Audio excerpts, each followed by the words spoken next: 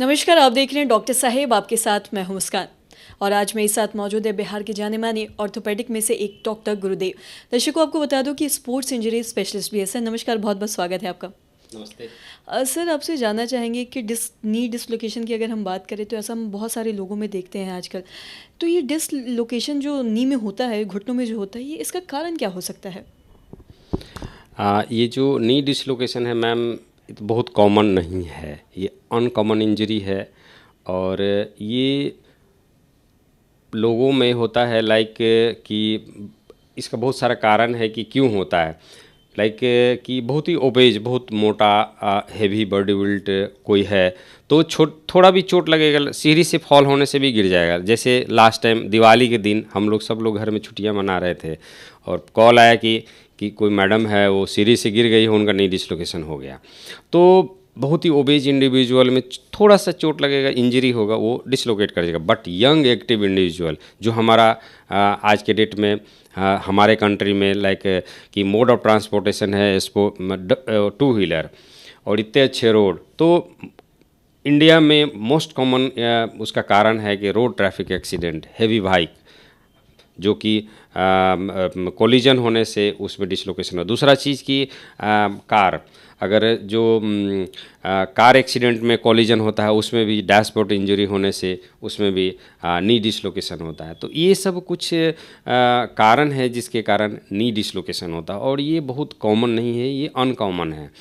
कहा जाता है हमारे डॉक्टर ऑर्थोपेडिक फ्रेटर्निटी में कि एक ऑर्थोपेडिक डॉक्टर अपने ज़िंदगी में एक नी डिसलोकेशन देखता है।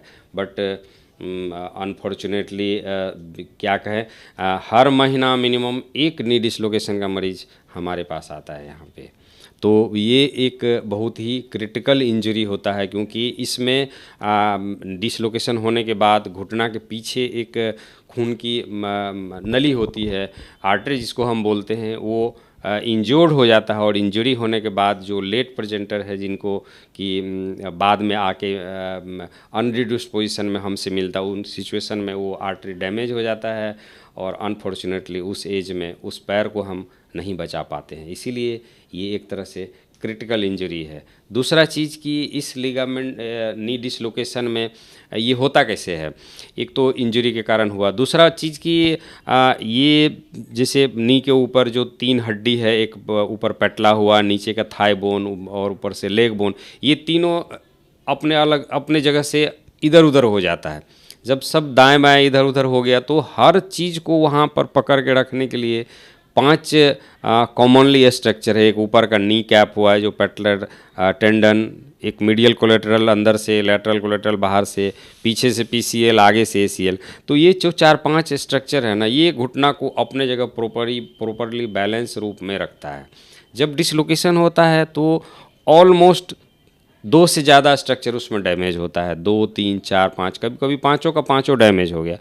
तो उस पाँचों लिगामेंट को फिर से हम नॉर्मली बना सकते हैं। बनाने के बाद मरीज उसी तरह से रिहैब करेगा नहीं करेगा, यानी कि इंड रिजल्ट इसका बहुत अच्छा नहीं होता है जब तक कि आप उसको बहुत अच्छे तरीके से, बहुत अच्छे एक्सपीरियंस सर्जन से इस चीज़ का आप इलाज नहीं कराए। अगर नहीं प्रॉपरली एड्रेस हो पाएगा तो मुश्किल है उनका चलना। इसीलिए 2 पॉइंट ऑफ व्यू से नी डिसलोकेशन बहुत ही इम्पोर्टेंट है। नंबर 1 कि सही समय पे इनका इलाज होना चाहिए कि पैर बच जाए। दूसरा कि जो ऑल स्ट्रक्चर है ऑल अराउंड नी, उसको हम अच्छे तरीके से एड्रेस कर पाए कि जैसा लिगामेंट पहले था वैसे हम बनाएं, प्रॉपर रिहैब कराएं कि मरीज़ दोबारा से चल सके और दोबारा से अपने जो ऑक्यूपेशन, प्री ऑक्यूपेशन उसका लाइफ था, दोबारा से उसमें जाके इन्वॉल्व हो सके। जी सर, बहुत बहुत शुक्रिया तमाम जानकारी देने के लिए। Thank you. तो दर्शकों, आज के इस एपिसोड में हमने ये जाना कि नी डिसलोकेशन होता क्यों है और अगर किसी को होता है तो इसका जल्द से जल्द इलाज करना कितना ज़रूरी है। जैसा कि सर ने बताया कि कई बार ऐसा भी देखा जाता है कि पैर काटने की नौबत आ पड़ जाती है, इसलिए अगर किसी के साथ ऐसा हो तो आप जल्द से जल्द जाएं और डॉक्टर से सलाह लें और दिखवाएं। तो आशा करते हैं दर्शकों की जो तमाम जानकारी है आपके लिए लाभदायक रही हो। तो आज के इस वीडियो में इतना ही। अगर आपने अब तक हमारे चैनल को सब्सक्राइब नहीं किया तो तुरंत कर ले, साथ ही हमारे फेसबुक पेज को लाइक करें। वीडियो देखने के लिए आपका धन्यवाद।